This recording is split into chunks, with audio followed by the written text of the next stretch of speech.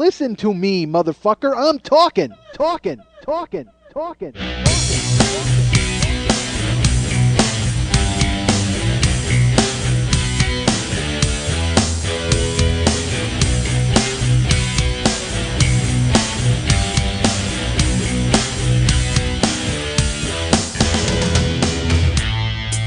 I say horrible things sometimes because I think they're funny. My podcast is a verbal mosh pit because it's just me pinwheeling around. You don't know where the fuck I'm going to wind up, and I generally have no idea when it's going to end or start. I'm responsible for this whole goddamn thing. I want a little respect from you people. Hey, what's happening, Mike Schmidt, 40-year-old boy podcast. I guess we're rolling. That's what Lily tells me. She's pointing at me and saying we're rolling.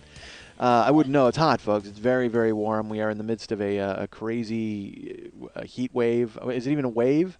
You know what? It isn't even a wave. It's a heat anvil. If it was a heat wave, it would have washed over us and left by now. But it just fucking came and squatted down. It's like, you know what it is? Los Angeles is an egg, and there's a giant fucking heat chicken sitting on top of us trying to hatch us. It's crazy because we've had a relatively easy summer. I mean, that's the deal. Is all over the America, you guys were caught in these fucking, and I made fun of you for it, so I guess I deserve this. But you guys were all crazy hot, and we had a couple of 95 days, but other than that, it's been pretty smooth all summer long. I wouldn't know. I sleep during the day.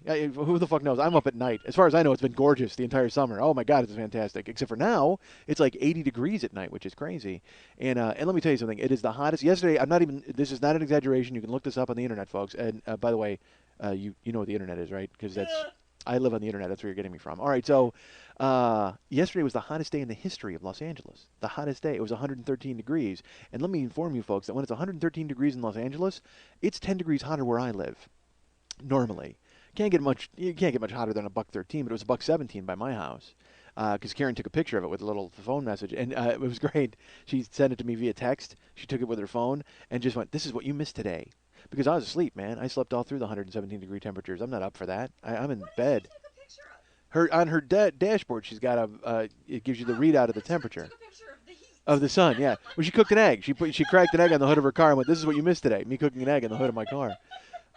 So yeah, it's been hot here, folks. And this is absolutely the hottest, like I said, in the history of Los Angeles. And I can tell you it is the perfect time to grow a beard because I have a beard growing, folks.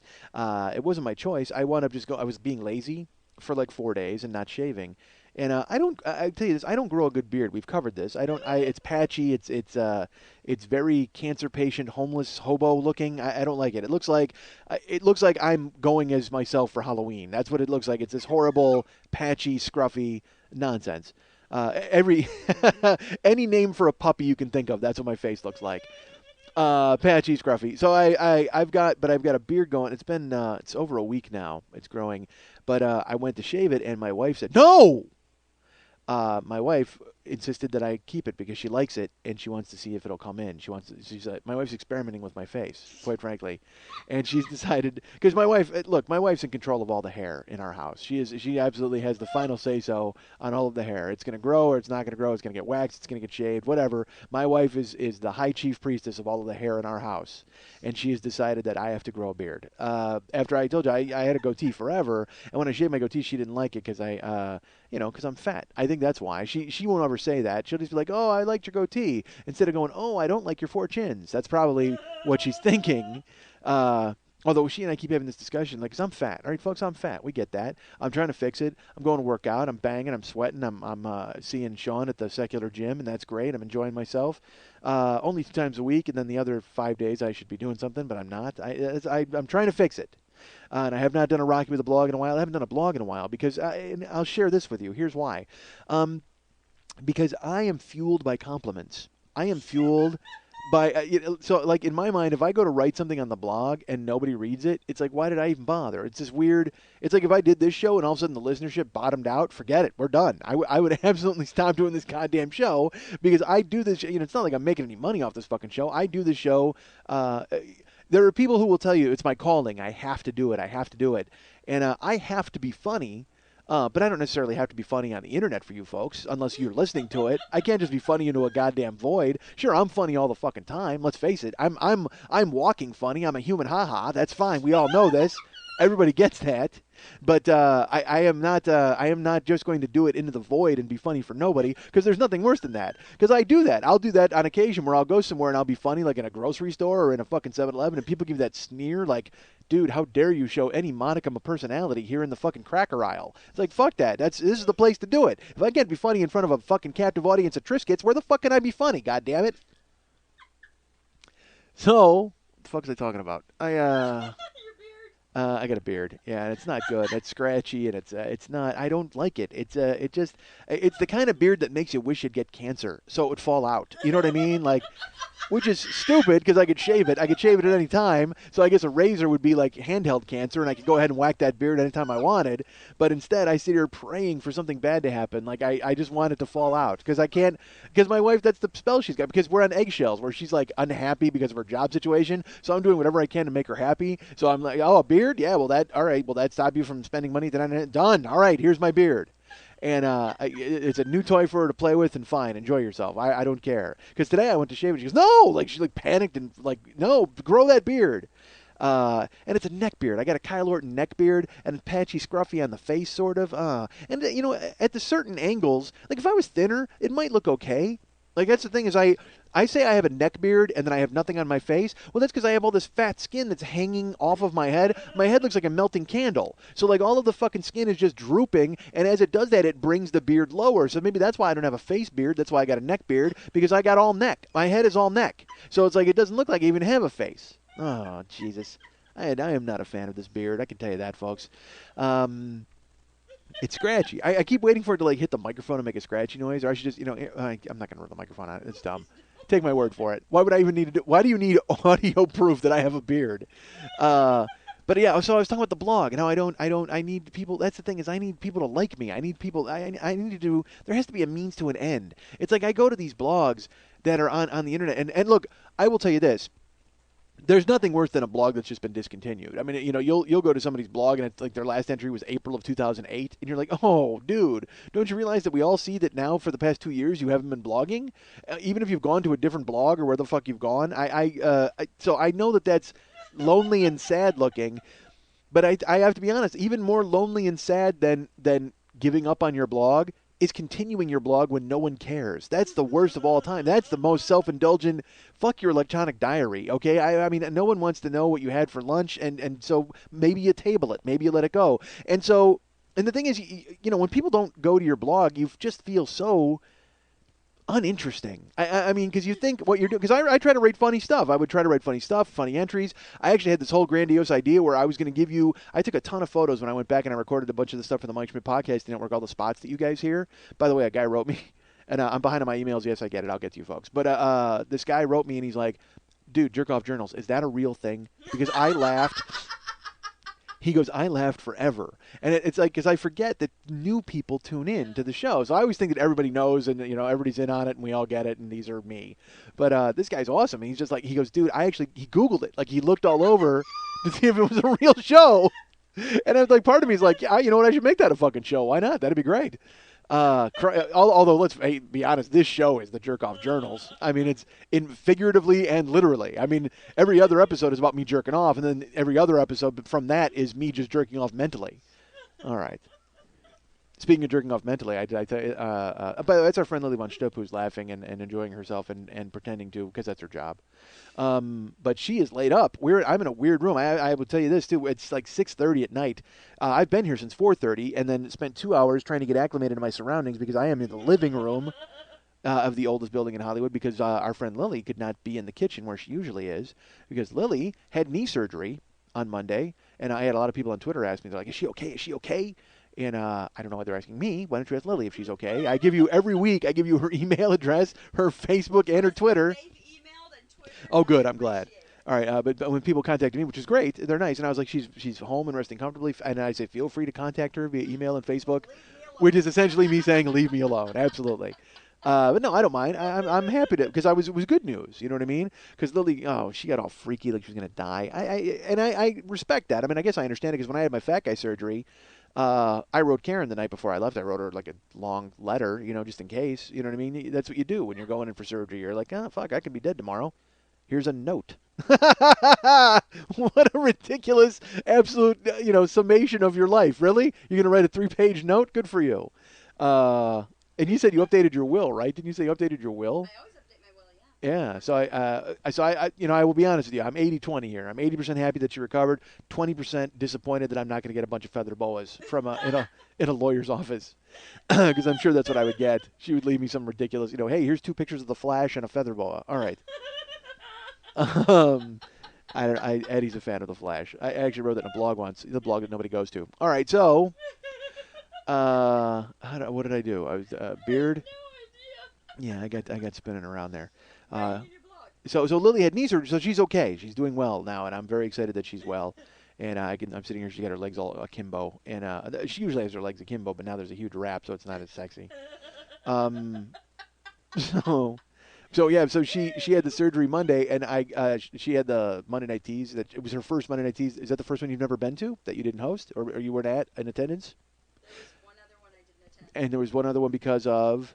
And there was one where they actually had rented out the venue for that night. I'm sorry I even brought this up, folks. Apparently it's happened many times. All right, so. Once I wasn't there, and then once we didn't have a show. All right, well, I'm saying, has there ever been a show with you not in attendance? Yeah. Okay, one. Okay. So Lily this week could not be at the Monday Night Teas, which was disappointing because I was definitely going. If you listened to last week's show, and as I'm finding out, I'm getting new people every week, so maybe you did not. But go back and listen to it right now. I'll wait. No, I haven't even listened to last week's show. I am now 8 behind. No. Yeah, I didn't listen to the Juggalos was the last first one I didn't listen to. I haven't listened to anything since the Juggalos. You have homework. Yeah, exactly. All right, folks, you can get me at.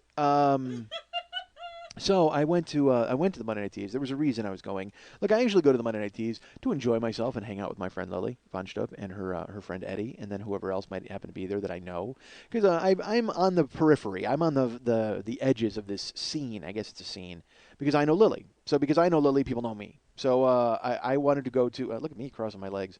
Folks, I'm in the living room, so I'm going to make full use of the couch. I put my legs up. My legs are akimbo. We've got a couple of akimbo. Lily and I we're like 2 feet away from scissoring. This is fun. All right, so We're further than that. no, trust me. I'm on a rolly chair. We could be scissoring in seconds. My leg hurts. Yeah, what hurts? My leg hurts just thinking about it. Oh, come on. That'd be awesome. All right, so what the hell was I saying? So I was going to go to the Monday Night Tea. I usually go to hang out with Lily and her friends, but this time, and by the way, when I say Lily and her friends, I go to hang out with Lily. Because I don't go her friends. I don't go to hang out with her friends. They're nice people and I enjoy them, but they don't want to hang out with me. It's so funny. I'll go to breakfast and it's like 47 conversations about glitter eyeshadow, and I'm chowing down on wheat toast trying to get the fuck out of there. I mean, it's just embarrassing. I don't belong there. So but I sure enough, I come along because I enjoy breasts. All right, so I go to that show on Monday because, and there was a big reason I was going. I wasn't going to go to the whole show. I wanted to go for one particular reason, folks. There was a woman who was going to be at that show, a woman by the name of Laura Dore. All right, so Laura Dore, I talked about her last week. If you don't know who she is, go ahead and Google her. It's Laura and then Dore. Go ahead and Google her, and then I will wait for you to jerk off and come back to the headphones. Oh my Christ, folks. Just that. So all right. So she tells me that she's going to be dancing at her show, and I'm there. I mentioned it last week. So I go this week. I go to the show. I walk in, and Eddie's running the door. Eddie, wonderful man, and he gives me a wristband. I don't know why. I don't know if I was going to get roughed up by some hooligans or something. I was there for 10 minutes to see Laura Dore. I'm not saying for the whole show, but he was very nice. He was in running the show mode, so he gave me and I go, "She been on yet?" He goes, "No, she's on at the end of the first act." And when I walked in, there was a dancer named Nam de Plume on. Nam de Plume was there, and we're all right. I'm trying to figure some things out about Nam de Plume, and here's why. Nam de Plume had brought fans with her. Okay, as I'm talking to Eddie, one of her fans walks up and starts talking to Eddie, and I will tell you that this woman, quote unquote, was 6'6" in heels.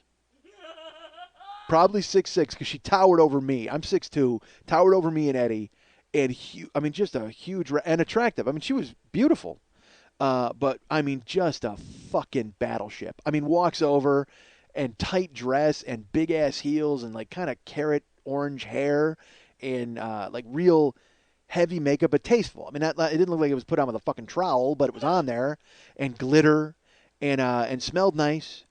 And she's just fucking looming over Eddie and I. We're just like, we look like her children at the mall, just looking up like, yeah. And she says, "We're here for nom de plume. I'm wondering where I'm supposed to go sit." And Eddie tries to give her these elaborate directions. The Tease is a small joint. I mean, the Three Clubs is a tiny place, but he actually physically turns her around, and he goes, "Okay, you're gonna want to go. You don't want to cut across the stage, or you want to go in the front here, or you can go around the back because you don't want to be right in front of everybody." And you kind of cut through, and I think her group is over there in the corner, and he's going through this elaborate description. I just wanted to look at him and go, "Hey, you know what? Do me a favor. Take 2 steps and look for a sea of Adam's apples, and then go ahead and have a seat." Because I don't think any of you are fooling anybody.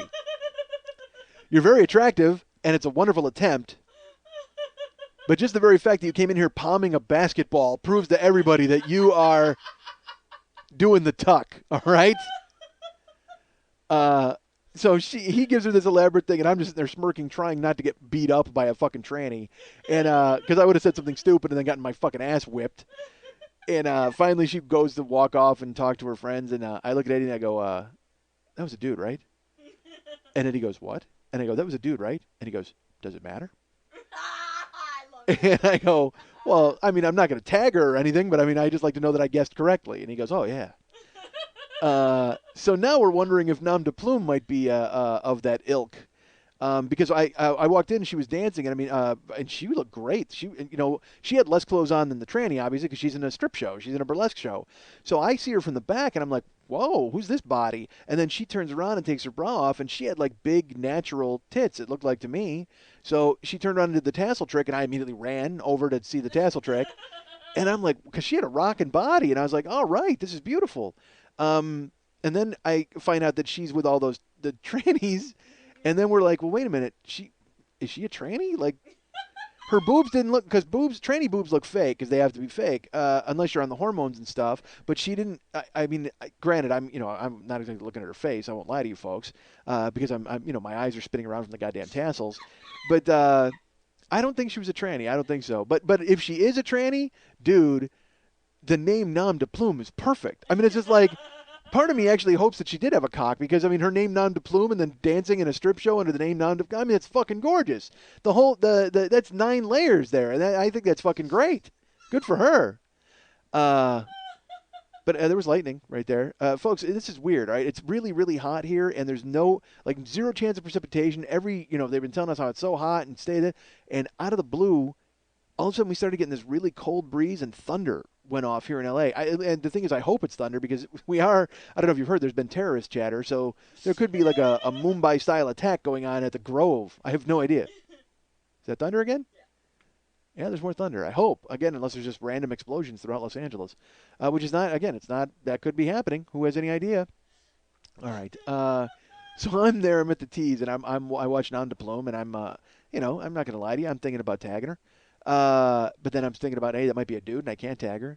Yeah, but I think about tagging everybody. I told you this. At the grocery store, it doesn't matter. I'll see some. I'm like, oh yeah, I wonder what that'd be like. Terrible. All right, so I'm old, man. I'm old, and I see it slipping away, I just think about it. Like to all the girls I've loved before. It's like to all the girls I never banged. You know what I mean? It just slips right through your head. And I've talked about this a million times, and who cares? No one cares. But this is for all the new people who have just arrived. Folks, I have a longing, and I will actually feel physical pain when a hot girl walks by, and I go, I will never fuck that. God damn it. Like, it's like I have to lay down. Like, I have to take aspirin. Oh, Jesus. I have to actually, literally, I have to fill an ice bag with ice and aspirin and put it on my cock. I'm just like, oh, because I get a fucking cock headache. All right. That's right. I get a migraine in my balls. All right, so. Would there be a name for that? A ball grain? A sack grain? I don't know. All right, so. But hot chicks will do that to you, man. Where you're just like, oh no, it's like when Lenny and Squiggy, you'd see Squiggy, they'd bite their hands. You know what I mean? When like a hot chick would walk by, it's just like you want to punch yourself in the nuts. You want to just go, oh god damn it. You know what? Seriously, because I'm feeling like a physical pain and a mental pain, but I'm gonna go ahead and just take it to the next level and punch myself right in the goddamn balls just to fucking mock myself for not being able to bang that chick. What are you doing? You're scrambling around. All right, it's all dark in here now, folks. We're doing a show in the dark. Yeah, it did. It's all dark. Well, I mean, it's late. I mean, it was a late time record. All right, folks. So, I'm at the Tees. All right, and I see nom de plume go up and do her thing. And then I see another dancer go up, and she's a dancer. And And I'm waiting, because I'm there waiting to see Laura Dore. That's the only thing I'm waiting to see. Laura Dore, Laura Dore. I'm there. I'm excited. And it starts, and so then the host is a guy named Buster Balloon, and he goes up and he tells some filthy jokes, and then he, in your honor, in Lily's honor, he proclaimed it as such. And I should tell you, this is it's like a smaller room, but it's been super hot in L.A. And people have their fans going. Even if the air is on, it's like people are still fanning themselves and stuff. It's just it's a small enclosed space with a lot of people in it, so it doesn't matter if the air's kicked in or not. You got to fan yourself and stay cool. So they announced, Buster's going, oh, this woman is from a circus, blah blah blah, and please welcome Laura Dore. And she comes walking out, and so I'm like, all right. Business is about to pick up. Here we go. And sadly, I actually did that. Did you just hear that? Clap and rub your fan. Don't ever do that at a strip show, folks, because then you just look like a guy from the 20s who's about to eat a ham. You know what I mean? It's just like so bad when, remember in the 20s when they bring dinner and the guy would go, oh, and he'd rub his hands together and then he'd tie a napkin around his neck because he was going to get his tie covered in soup? I don't know. All right. Laura Dore comes out and her just fucking big boobs. And to me, here's the thing. All right, burlesque is an art form. I get that. That's fine. I understand it. But I don't give a shit. Honestly, I just don't give a shit. I want. If Laura Dore came out and did jumping jacks for 4 minutes, I would have been on board with it. That's fine. Get her tits bouncing like Katy Perry's tits bounced on Saturday Night Live this weekend. Jesus Christ. Did you see that? Where Katy Perry's on Saturday Night Live? All right, it's a GIF. People made a GIF out of it because she made fun of the Elmo thing. Because she was on Saturday Night Live and she was on Sesame Street and showed cleavage. And then people made a big deal out of it, and then they pulled her from the show. Yeah. It's like, dude, you're joking, right? I mean, what do you care? Elmo wasn't offended. Elmo talked to her the whole fucking time. He was fine. Elmo wasn't angry. He wasn't upset. Elmo was trying to tag her. Yeah, Elmo's in on it. And what did Elmo complain after the fact? Fuck you, Red Grover. You've ruined Sesame Street for everybody anyway. God damn it. Oh, he pisses me off, dude. It's like he took over the show. Sesame Street was like this thing, and everybody was on it. It was all and now you turn it on, and it's like, hey, there's Oscar the Grouch for 5 seconds, and then let's go to Elmo's world for fucking an hour. It truly made me stop watching Sesame Street. It did. The overwhelming presence of Elmo made. Well, come on, look. Sesame Street when I was a kid was the greatest. It was. I grew up loving it, and to this day I can still sing the songs from it. I mean, all those songs, the fucking 1, 2, 3, 4, 5, 6, 7, 8, 9, 10, 11, 12. I mean, who can't do that? 8 spiders. 1, 2, 3, 4, 5, 6, 7, 8. Who can't do that? We all know Sesame Street from a kid. Oh, damn it. All right, so my friend Freddie wears an afro. He loves Frankenstein and French fries. He's a monster movie freak. He watches Frankenstein all week. And he gets so frightened from it, he cries and cries and cries. Ready, Freddy, don't be. All right, who cares? These are songs. Yeah, that's right. I remember all of those songs from. That's because honestly, dude, my dad was drunk and my mom was dealing with it. Guess what? I got raised by Cookie Monster. That's what happened. So I love Sesame Street, and then I'll turn it on. Like I said, I'll flip it on now. I'll try to watch it, and I can't because it's just, and also because it's also, I'll be honest with you, it's weird because when I was a kid, like, it was Maria and Luis and Gordon and Susan and Mr. Hooper, and they were all there. Well, now you see it, like, Mr. Hooper's dead, and I think a robot runs the store, and then there's like, all the other adults are still sort of there, but they're 80. I mean, that's the thing, is they're all older. They grew up. I want them to be frozen in time so I could remember them from when I was a kid. All right. I thought Sesame Street was a magical place where nobody aged, where I could always turn it on and Bob would be there talking to Big Bird about Snuffleupagus, who doesn't really exist, but he does. But instead, now I turn it on now, and it's Oscar the Grouch, and he's got Slimy the Worm, and then he goes, hey, we'll be back after this. And then Elmo comes on and tells me about fucking bowls for 9 hours. Jesus Christ. Fuck you, Red Grover. All right. And then they're mad at Katy Perry. People find reasons to be upset. They find things to be upset about. Oh my Christ! Let it go. So again, getting back to Laura Dore, I would have, and that's the problem. All right, I understand it's burlesque, okay, and then there's an act. So Laura Dore is wearing like an Aladdin princess outfit, like elaborate veils and a bustier and a genie thing, and she has a veil on her face, and look, I understand burlesque is an art, and I understand there's a tease involved, but the second she comes out in the veil, and I put together his intro of her as being she's from the circus. A circus let us have one of their performers. I know exactly what's going to happen. All right. And I know that the veil's not going to come off until the end because she's going to reveal, oh, look, I'm a bearded lady. Ho, ho, ho, from a circus. Look, there's only one beard on you I want to see. Okay? And it is not on your face.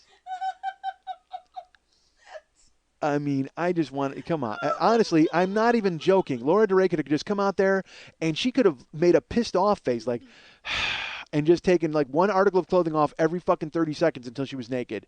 And that would be the greatest show I'd ever seen in my life. That's why I was there.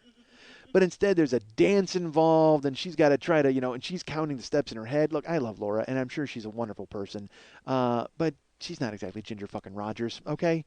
So she's, dancing around and, sashaying, walking rhythmically. I don't know. I wouldn't even call it dancing. That's why I'm trying to find different titles for it because I don't want to impugn the art of dance by saying that's what Laura Doray was doing because it wasn't. She was actually pacing back and forth like an expectant father in the 50s. I expect her to hand out fucking cigars and say it's a boy. All right, that was fucking crazy. She's just literally pacing the stage back and forth. Oh, glove comes off. Dun, dun, dun, dun, dun. Bracelet. Dun, dun, dun, dun, dun. Glove.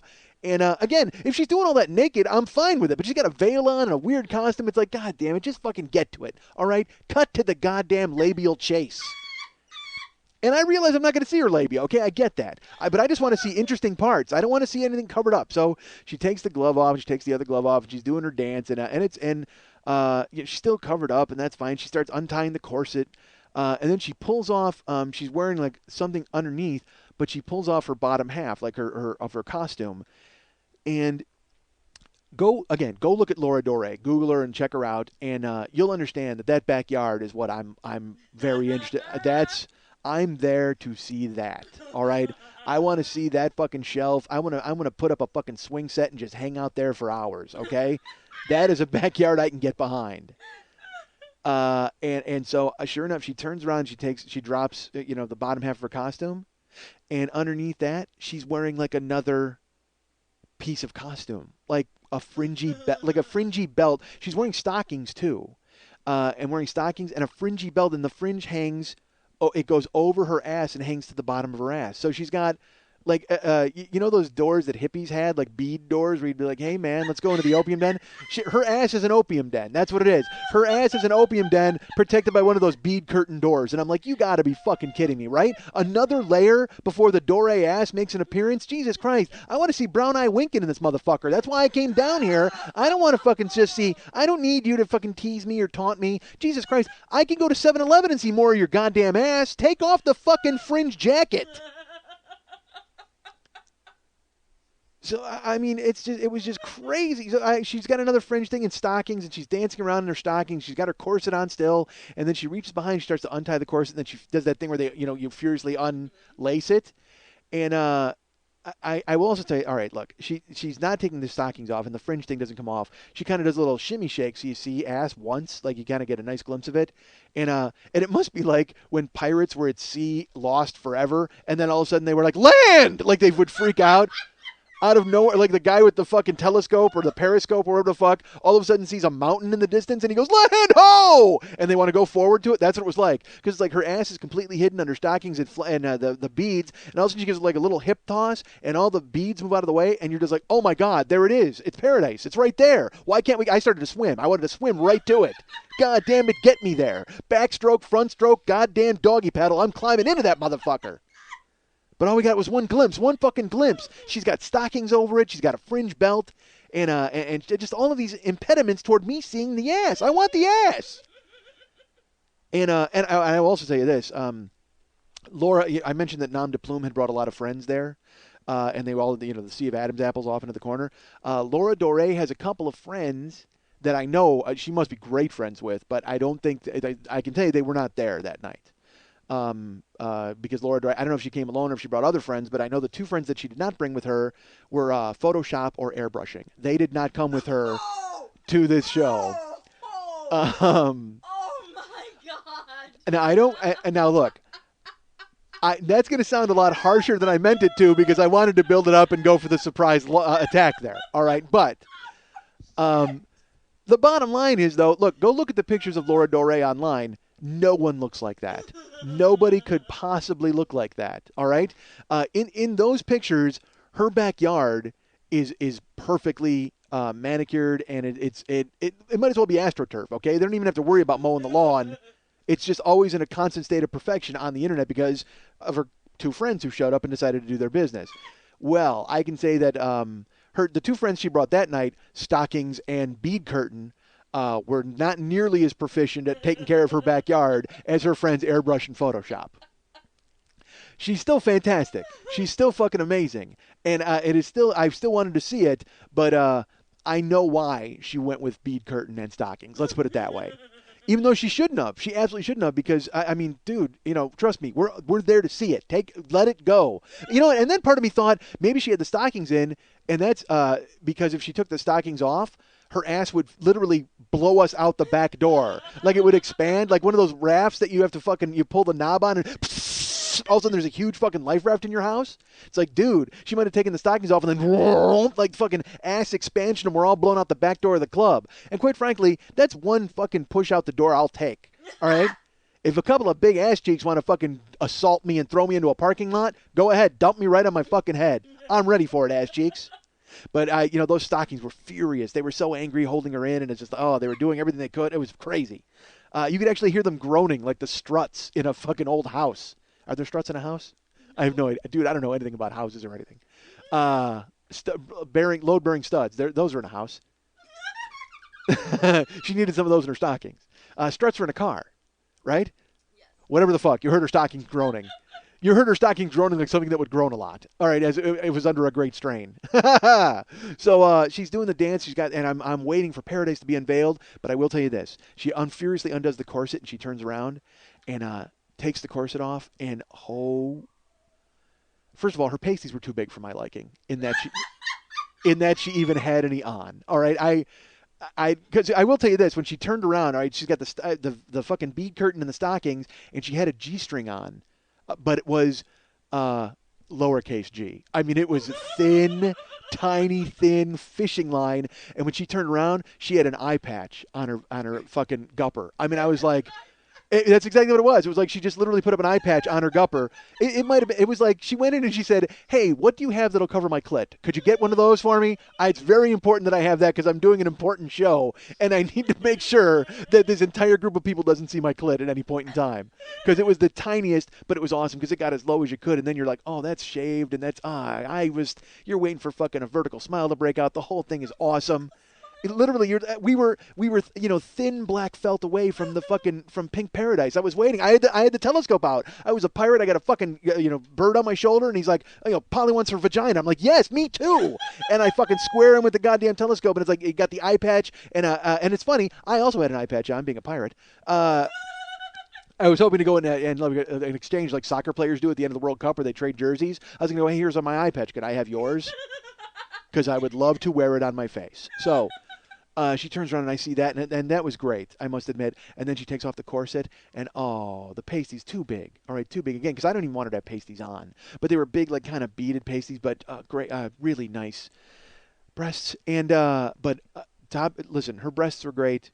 Backyard was fine, even though it was being manipulated by her friends. Didn't show up to take care of it. But, dude, that fucking cheese grater midsection.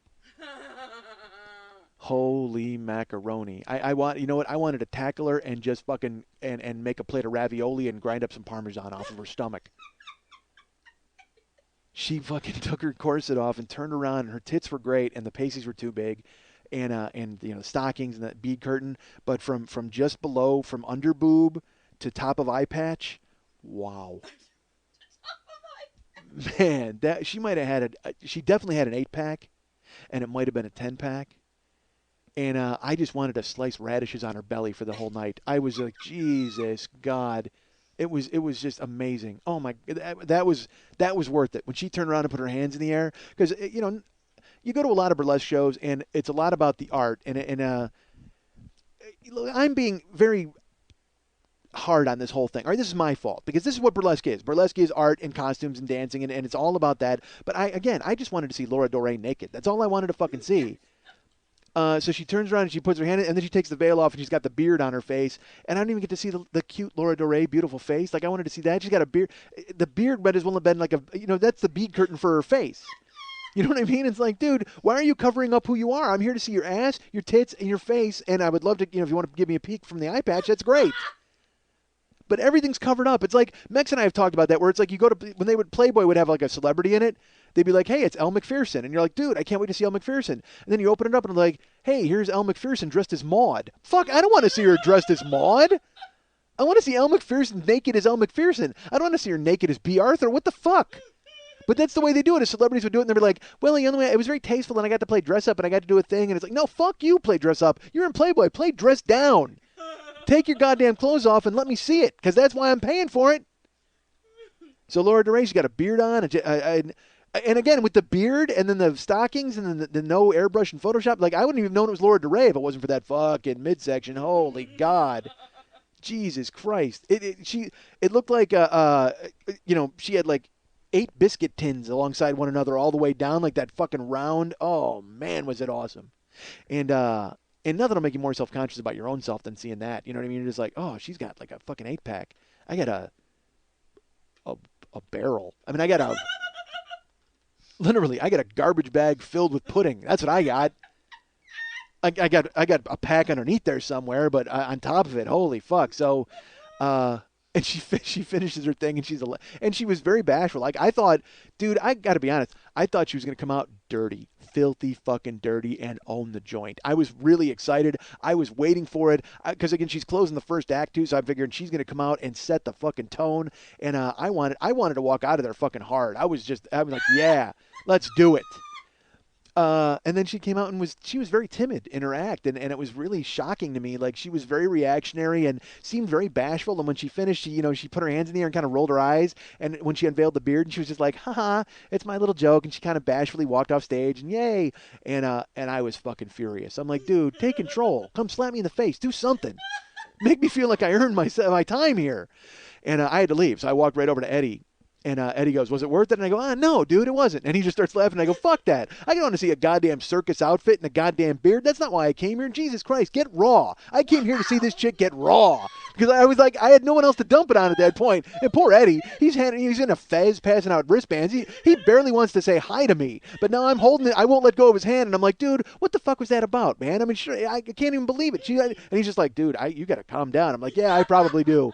I'm going to get the fuck out of here. And I was so mad. I'm not even joking. I was so frustrated. Like, I turned around to walk out and I bumped into the wall and I cut my arm. It's like I started bleeding. Yeah. Because I was just like, fuck. I was like, I had a bunch of, you know why? Because I had a bunch of sexual tension. I thought I was going to be able to dump and I couldn't. It was like there was no payoff. I lit the wick when they called her name and the dynamite never fucking went off.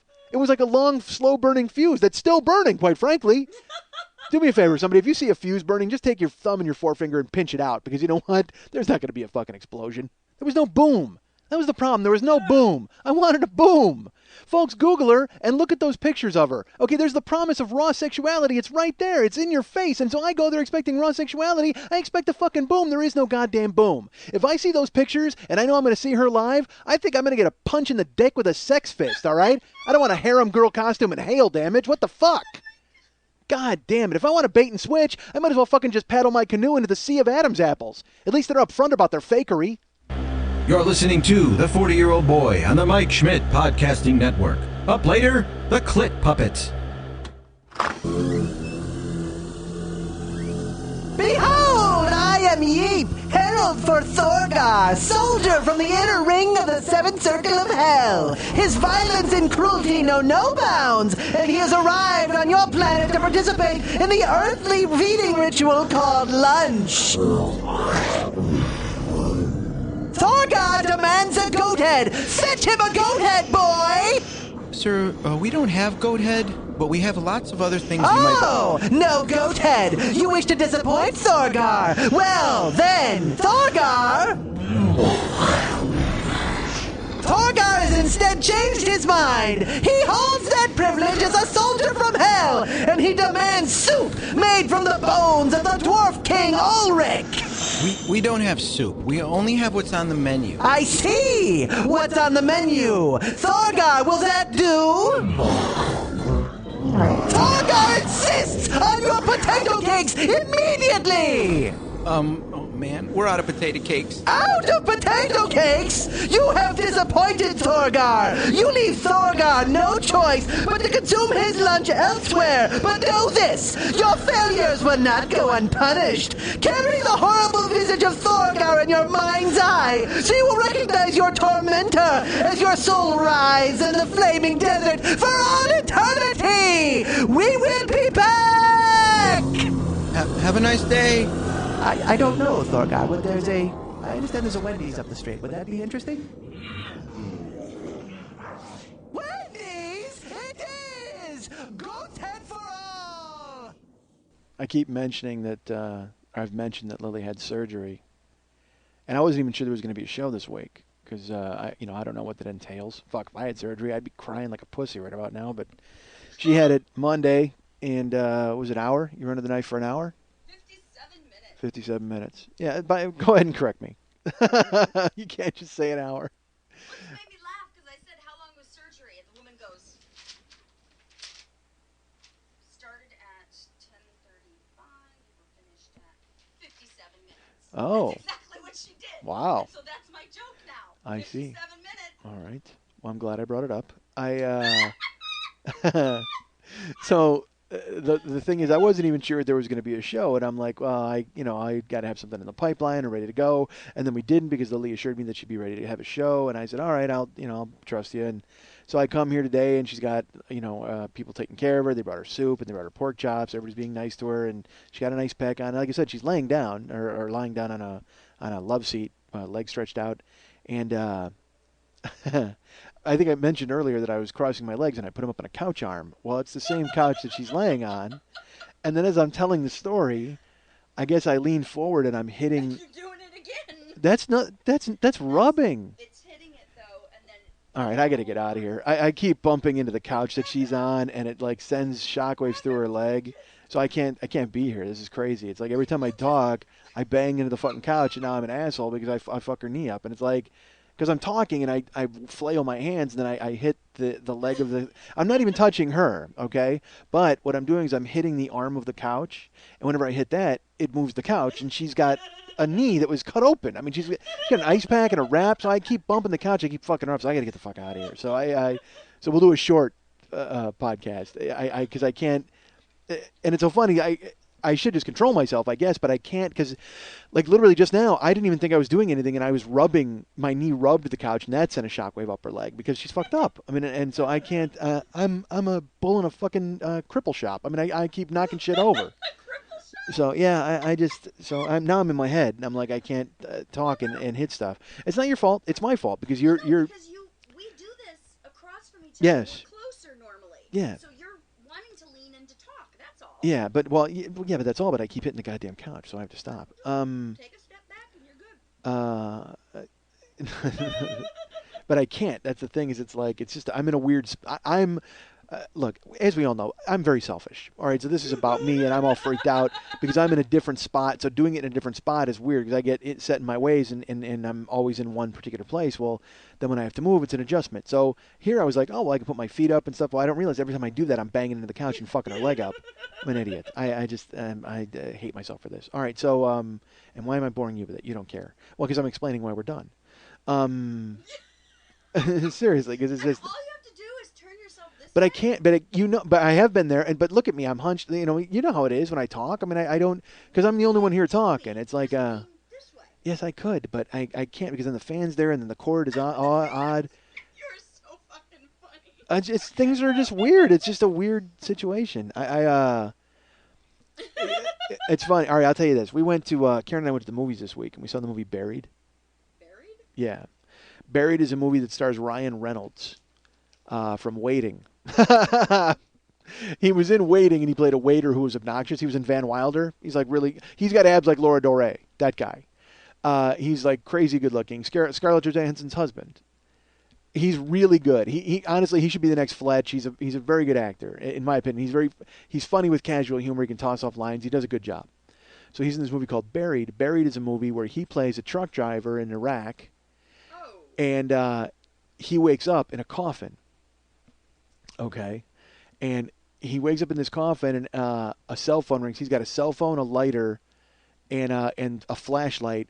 And it turns out he's been captured by terrorists. They hit his convoy, and they buried him in a coffin underground. And he has until 9 o'clock p.m. to get $5 million, or they won't let him out. He's going to die.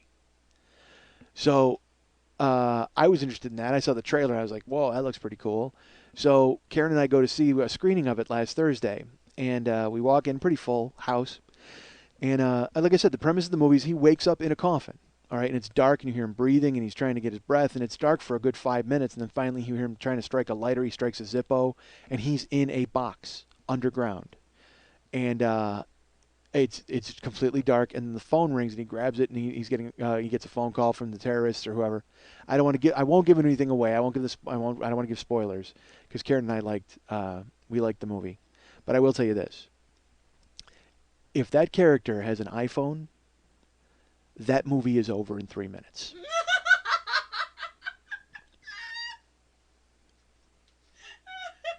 Because I can't get a fucking signal in downtown Los Angeles. I don't think a guy buried fucking 5 feet underground in Iraq is getting I don't give a fuck if you bury him under an AT&T cell tower. He is not getting a signal in an iPhone in a goddamn coffin. But in this movie, I wanted to know. I spent half the movie wondering who his provider was, because he's making phone calls, he's getting phone calls. He's in a goddamn box in the desert in Iraq, underground. He's just, hello? He's getting phone calls. Really? So I spent half the movie going, I wonder if I can switch. Who the fuck was that? And then part of you starts, you get a, because it's a very claustrophobic movie, because he's in a coffin the entire time. And so your mind wanders because you're trying to get away from the claustrophobia of it. So then I'm thinking that it is the greatest Verizon commercial ever made. Like if you had a dude in a coffin and it just, can you hear me now? How perfect is that? That guy's in a coffin. Yeah, I can fucking hear you loud and clear. I'm buried in Fallujah. Hello. So it's a really claustrophobic movie. He's in a box. He's got, he's racing against time. So in the movie, we're watching it. Pretty full house. Up by us, there's Karen and I are there, and then there's a couple of empty seats on either side of us, thank God. About 30 minutes into the movie, I don't know if people didn't understand what it was going to be, or if they were expecting him to be buried for, just part of it. But people started to get a little antsy about a half hour, 45 minutes in, because they realize he's in a coffin, and he's not getting out of this coffin anytime soon, and he's got to make all these phone calls. And 5 seats down from us, there's a group of people that are all together, and you just hear this woman start.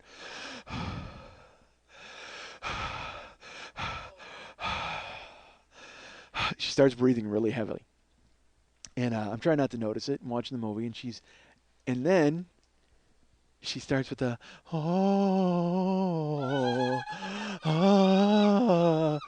and I look out of the corner of my eye, and she's fanning her hands like when you go, I got the vapors. I don't. She's fanning her face and moaning like a guttural low moan to go with and she's rocking in her chair. She's like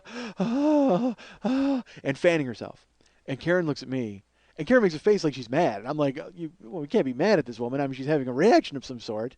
But it's annoying as fuck. So and then, this goes on for 5 minutes. She's rocking in her chair and kind of and she's trying to catch her breath, and she's breathing heavily and hyperventilating and moaning. And then the weeping starts. I'm not joking. Just starts sobbing like a banshee in a haunted house. Just starts wailing and covering her mouth. And she's rocking. The only thing she doesn't. I thought she'd have her knees up under her chin in a ball and rocking. And people are starting to look at her now. She's having a panic attack. She's having a panic attack in the movie because there's a guy in the coffin, and all this stuff is happening, and it hits her about 45 minutes in. She literally has a panic attack in the theater. And she's moaning, and she's fanning herself, and she's sobbing, and she's rocking back and forth, and she's crying. And Karen looks at me like, should we do something? And normally, I would. I'm not even lying to you. If somebody was having that kind of reaction, I would get involved. If it wasn't for the fact that her 5 friends are not even looking at her.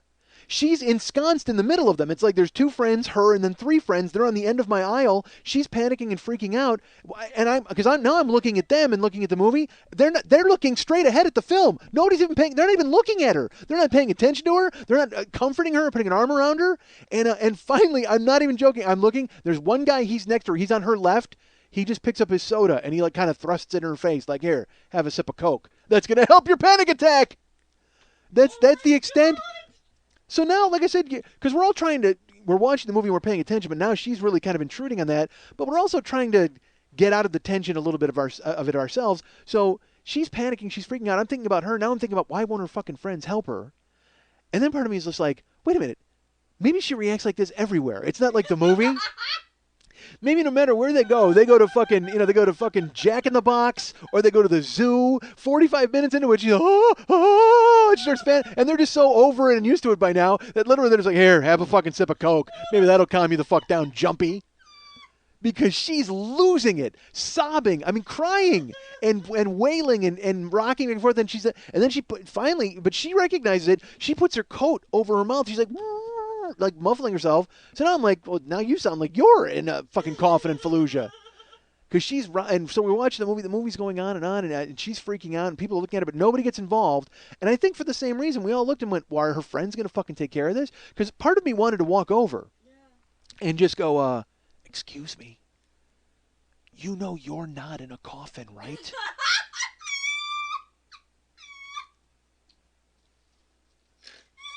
I understand this is upsetting, and the best movies can transport you and put you in that situation. But you do know that you at any time can stand up and go to the lobby and have a fucking hot dog, right? You don't have to sit here and suffer along with the guy from Van Wilder. Because I guarantee you, between takes, they let him out of the coffin. He stretched his legs. He took a lap. You could walk down these very stairs and go have M&Ms. It's okay. And I don't know why the fuck your 5 friends don't give a shit about you, but I paid $15 to see this movie. But I didn't. I wanted to. I had that speech locked and loaded in my fucking head. So finally, because I've told you, I've seen movies where I've gotten sick. I saw Cloverfield and I got sick to my stomach watching it. But I clamped it up. You know what I mean? I stopped watching. And I was with you at quarantine.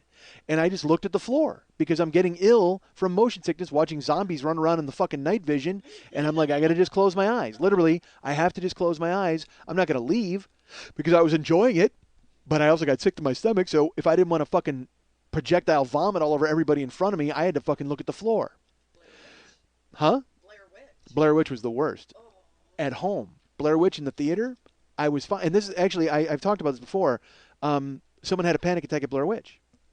That was the last time I saw it, where this woman could not breathe. She's like, and her friends are going, breathe, breathe, like they're trying to help her at the end of the movie. But this chick in the middle of the movie has it go, and her friends didn't give a fuck. Her friends, all 5 of them are probably think, all right, if we were to get a wooden box and throw her in it and bury her.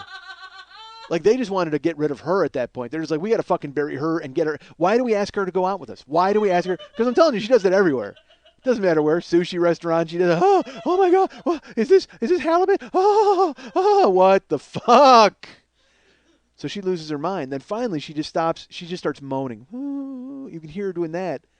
Like she got the shit beat out of her, and she's just got her face buried in her jacket for the rest of the film. Film ends. And I watched the whole time. Her friends never comforted her or helped her. So then I'm wondering if she's just, like I said, a drama queen, and they're over it. So we go to walk out, and Karen goes out ahead of me. She walks out. And they're all sitting there. And I go to walk out. She's sitting there, and she's still fanning herself. The lights are up now. Because I wait to the end of the credits. You would think that her friends would hustle her out even then. No, they sit there and watch the credits. Her friends ignoring her, not saying anything to her. And like I said, we go to walk out, and Karen's in front of me, and we walk through. and her friends aren't even talking to her or looking at her. It was the weirdest reaction, almost like it was 6 people who didn't even know one another, and then they were embarrassed by this chick. It was so odd. So I walk by, and I stop in front of her, and she's sitting down, and I'm standing up, and she's got tears still. She's crying. And this is the end of the movie. The credits are over. The lights are up. I look at her, and I go, "Are you okay?" She goes, "Oh, yeah, I'm fine." Seriously? Huge smile on her face as she wipes tears out of her eyes. "Yeah, I'm fine." I could actually hear her friends' assholes clench as they realize the audacity she has. And just admit that you're a fucking jackass. Could you just do that? Could you just take responsibility for 5 minutes for ruining the fucking movie for everybody else in the goddamn theater? Jesus Christ. I'm seriously, I had to listen to you moan for the last 45 minutes, and I wasn't fucking you. Could you at least have the decency to say, "Oh my God, my bad, my fault"?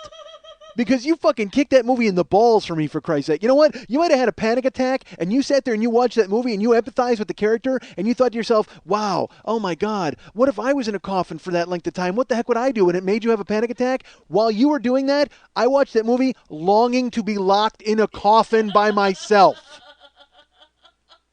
You empathized with him? I admired him. I actually wished I was him. I prayed that I had 2 hours to fucking live with a lighter and a flashlight and a pair of glow sticks just so I could get away from you melting down and making it all about you. What the fuck? You guys can get me at Mike Schmidt, Mike at MikeSchmidtComedy.com. You guys can follow me on Facebook or friend me at Twitter, whatever the fuck. I don't even know. I'm lost. I'm been in my head this whole time because I don't want to hit the couch. And that makes me sound like a fucking idiot. Like all I do is punch the couch when I do the show. "Oh yeah, I kick the shit out of this ottoman." No, that's not what I do. I never hit the couch. But for some reason today I'm like rocking back and forth and hitting it, and of course it's fucking everything up. Let's try this again. You guys can get me at Mike at MikeSchmidtComedy.com. You can be my friend at Facebook.com/the40-year-old-boy. You can follow me on Twitter at Twitter.com/the40-year-old-boy. You can follow our friend Lily at Twitter.com/LilyVonStupp or Twitter.com/MNTs. And if you want to write Lily, you can find her at Facebook.com/LilyVonStupp. Go ahead and be her friend and contact her there. But if you want to get to the heart of the matter, if you want to go behind the scenes and not have to deal with the prying eyes of a Zuckerberg, if you want to go ahead and get to Lily via the email, go ahead and write her a personal note at lily@burlesque411.com. That's Lily, Lili, at burlesque411.com. Zazzle.com/40-year-old boy. Please buy all his stuff. I want to remind you folks about the Monday Night Teas every Monday night at the 3 clubs. I think I may have mentioned it earlier in the show. Go there and be the judge and jury of all the dancers. Instead of enjoying yourself, go there and prop yourself up like some sort of authority figure who gets to fucking give the thumbs up or thumbs down to whoever fucking shows up. Good move. I'm a dick. All right, so Lily, Yesy. Will you be in attendance at the next Monday Night Teas? That depends on what Dr. Santini says tomorrow. The Dr. Great Santini. He comes in, he bounces a basketball off your knee, you're better. I hope.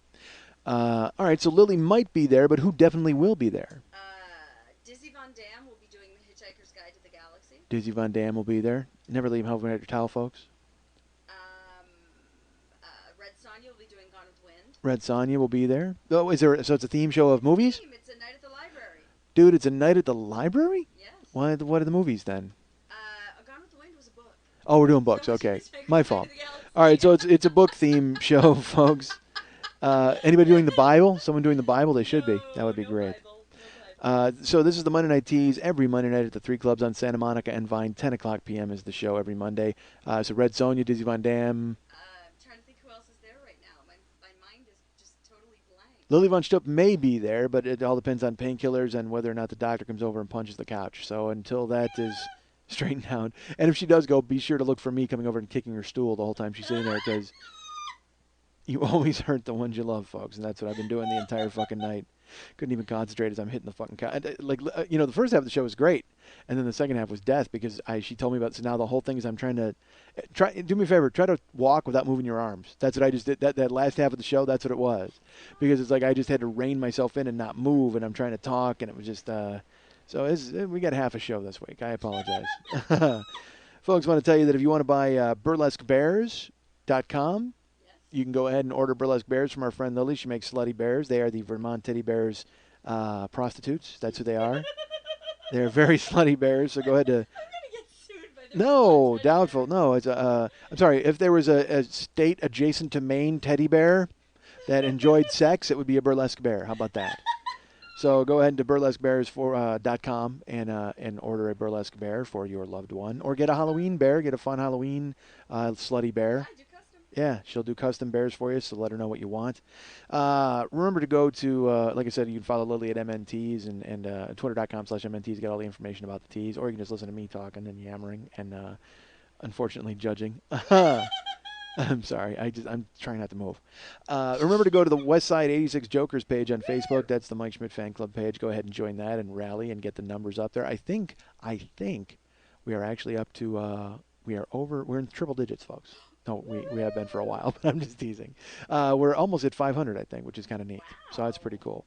So go join the Westside 86 Jokers page. Remember to go to MikeSchmidtComedy.com and go to the Joe Business page and link through to the Zazzle store where you can go ahead and get merchandise. There's a Stripple shirt, possibly some other stuff coming up. We got mugs. We got a mouse pad to go ahead and pick something up for yourself or, again, a friend.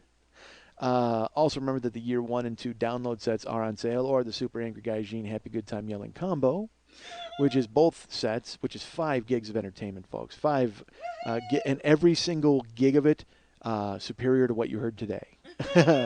So go ahead and invest. And this is for new people who write me stuff. Go ahead and pick up year 1 and year 2, and then you'll hear what I've been doing for the past couple of years, and you'll hear the evolution of this show. Because I'll tell you, when this started out, there was 8 of us.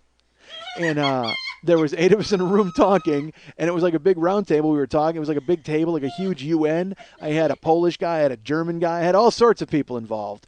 And gradually, one by one, they've all marched off into the sea and filled their lungs with salt water to die and not have to talk to me ever again. And now it's just me talking and Lily fake laughing. But if you go ahead and get year 1 and year 2, go to the Joe Business page at MikeSchmidtComedy.com. And I will have a new blog. I will update Rocky this week as well. It would be great if you read it, because I hate that feeling of just putting stuff out into the ether for nobody. And it's just dumb.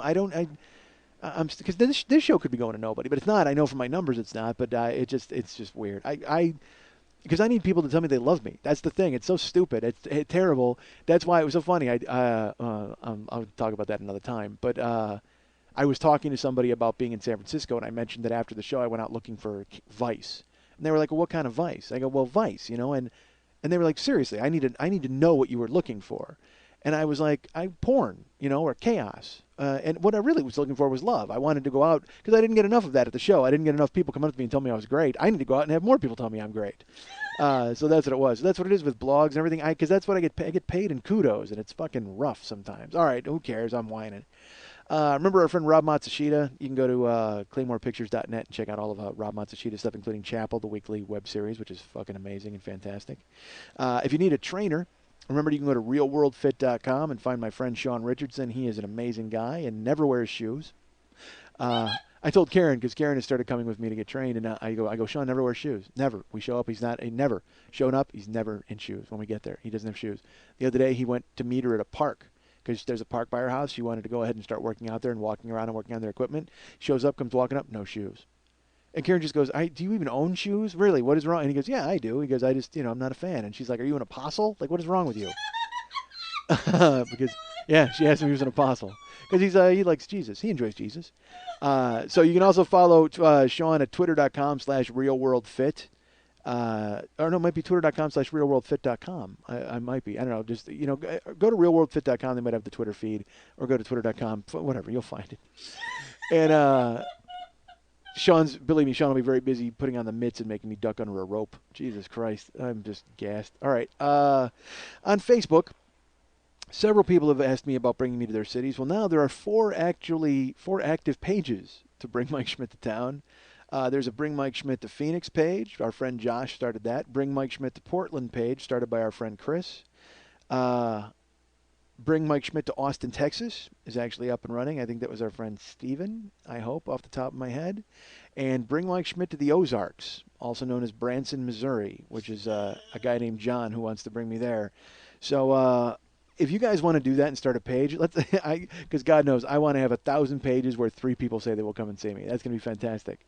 But if you guys want to start a page, contact me, and because there's an arrangement I've made with these guys and told them that I'll help as much as I can, because to me it's all about performing and performing the show, and also performing for people who want to see me fucking perform, not going up cold in front of a room full of prove-its. So go ahead, and if you have any interest in that, contact me. And if you guys are in those areas of Austin or Portland, I had some people from Seattle actually ask me about starting a page, whatever. If you guys want to do that, great.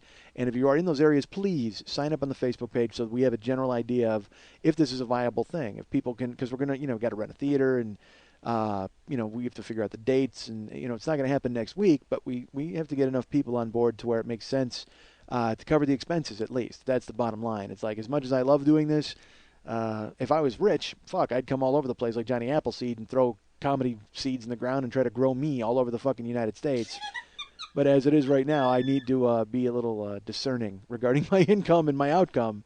I should tell you this, by the way. When I went to San Francisco, I did the one man, and there were some people who were listeners of the show, and they came out, and there's a segment of the one man, and look, the one man is constantly changing. I should tell you that. It's all whatever. If you people saw it in San Francisco, it's going to be different the next time I do it, because first of all, I have to cut an hour and 20 minutes out of it, and among other things. So, but I will tell you, there was a segment where I started talking about Mensa and people being smart, and I talked about, I go, you know what? I go, fuck those tests. I go, I've routinely kicked those tests' ass since I was a kid, and there's a whole segment where I talk about being smart and then things that have happened.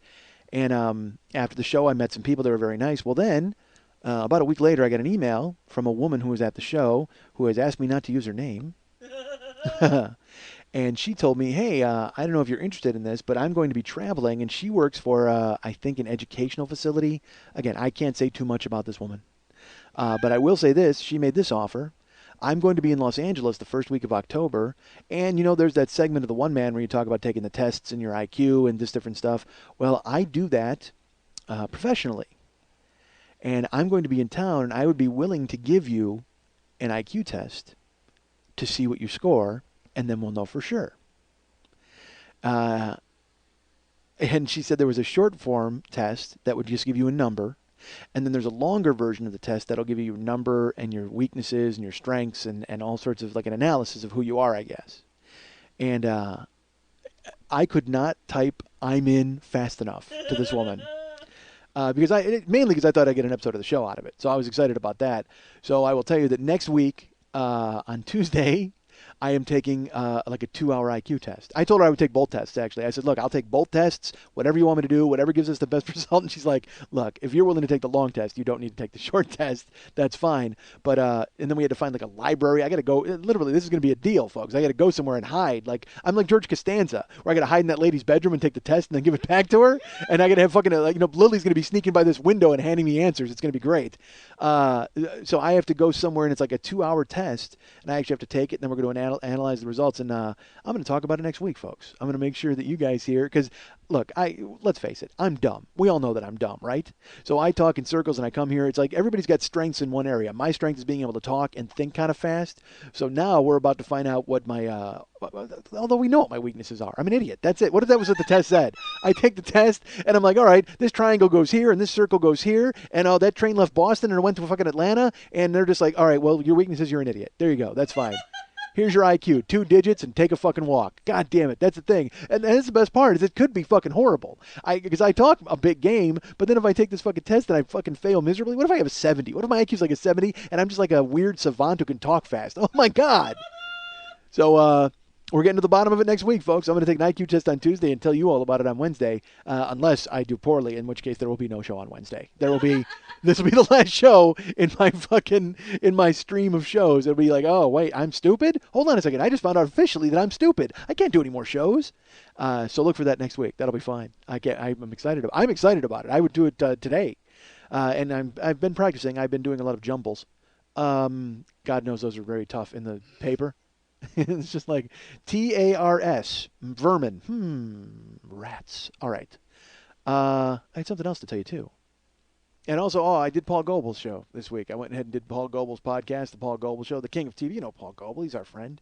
Paul was nice enough to have me on, and I was late. You'll hear about it on his show. But he wanted to talk about the new television season. I don't watch anything. I don't watch any of the shows. That show Shit My Dad Says. Did you see that CBS is doing Shit My Dad Says? And then they're doing another show off of Twitter called Shh, Don't Tell Steve, like another Twitter feed, got a show. What the fuck, dude? I mean, and the thing is, CBS, why are they embracing new technology? They have mummies watching that fucking network, for Christ's sake. Everybody's 75 years old and they're going to put on Twitter shows? That makes no sense. And Shit My Dad Says, I don't like Shatner anyway, but it's so funny. I actually twittered, Shit My Dad Says? Thank God I'm dead so I don't have to watch Shit My Dad Says. Because, Jesus, does that look like a tragedy? Oh, my God, that's awful. So I did Paul Goebel's podcast. You'll hear more of listen, you'll hear brilliance like that between, you'll hear the very funny Jim Bruce and Tom and Paul Goebel, and then I happen to sit there. So go listen to Paul Goebel's show. I think it comes out Sunday, probably, is when they go ahead and upload that. And I'm gonna talk about this, even though I shouldn't. It's gonna end the show in a downer, but what the fuck? We found out today, just before I did the show, that Greg Giraldo, comedian, wound up dying of an accidental overdose. And it bummed me out a lot. I will tell you, I've never met Greg. Okay, I don't know him. I have a fourth-hand relationship with him by knowing people who know him. But I have to tell you, I've always felt weirdly close to Greg Giraldo because I always saw him as me. But he was me, successful, and with a work ethic, okay? Because he was a guy who was just fucking funny. I mean, you'd watch him, and the thing was, he could be funny about real life, and he could be funny about topical stuff. He could be funny about his own life, and he could bring it all together in one show. He didn't have to be one particular thing. I didn't think Greg Giraldo was ever pigeonholed into being something except funny. And that's the thing that I always have aspired to be and wanted to be. I wanted to be topical funny. I wanted to be me funny. And just finding my voice now at this age is crazy because, I've been doing this. Next year is 20 years I've been doing stand-up.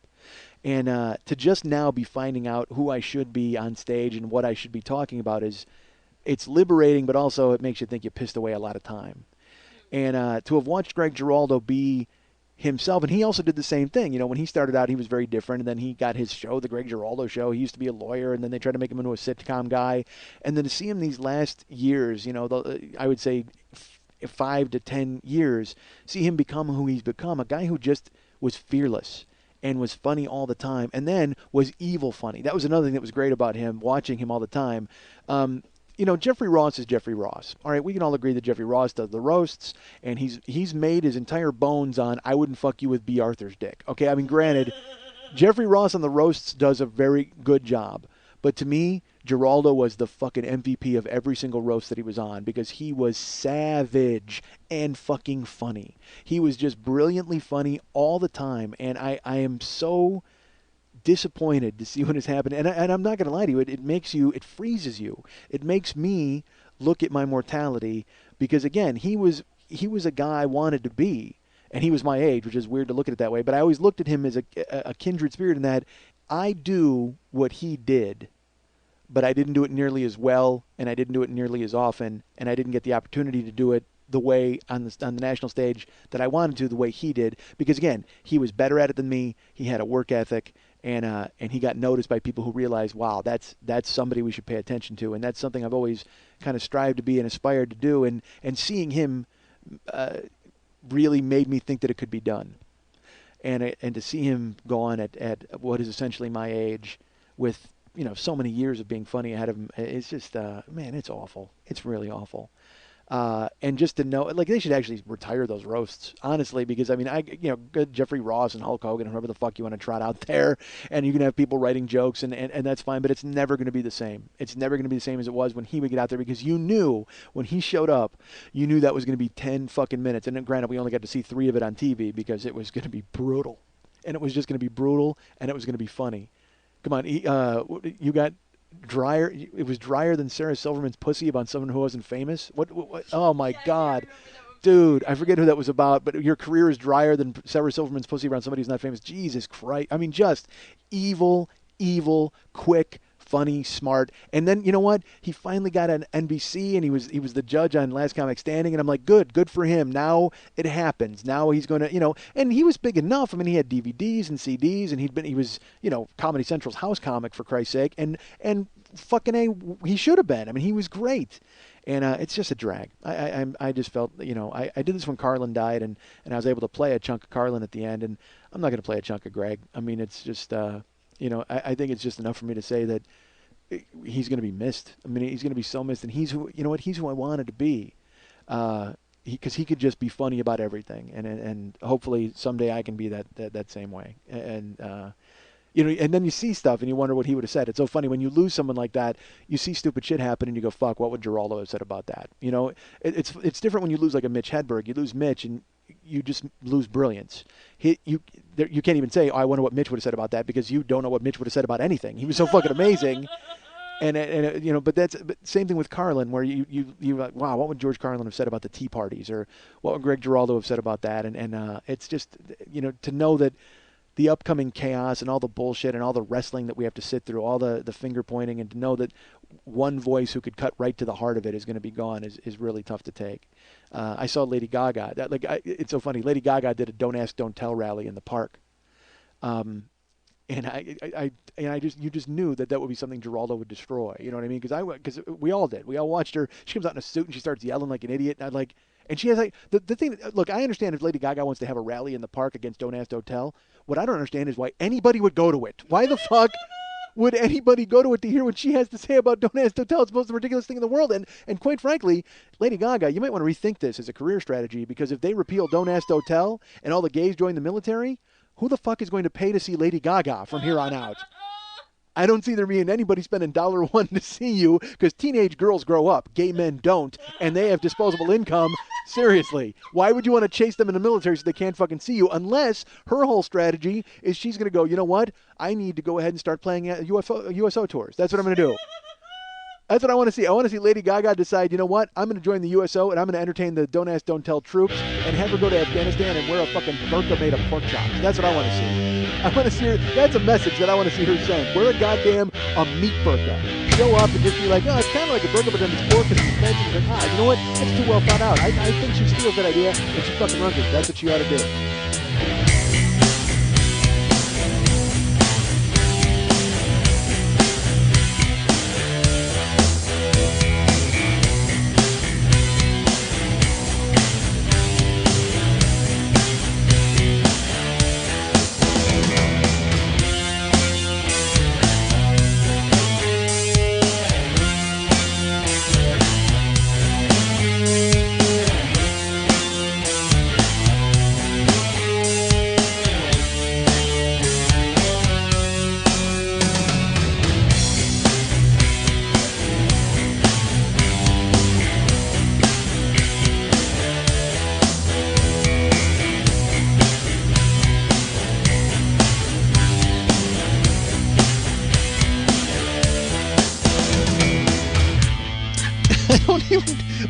Why do I spit out this random bullshit that nobody fucking cares about? I am peddling obscenity. I am going to get a whole fucking army of you people, and you know what we're going to do? We're going to listen to me and then do nothing for an entire fucking week. I can't be trusted. Don't you people know this? It was like the Back to the Future of suck. I don't want to have a boner in somebody else's pants. I need to shoot up heroin and jog. Hey, ass fuck, are you listening to anything that I'm saying to you? Fuck, somebody's got to shut that old guy up. And I'm like, fuck you! I'm not a potato! I'm a goddamn cantaloupe!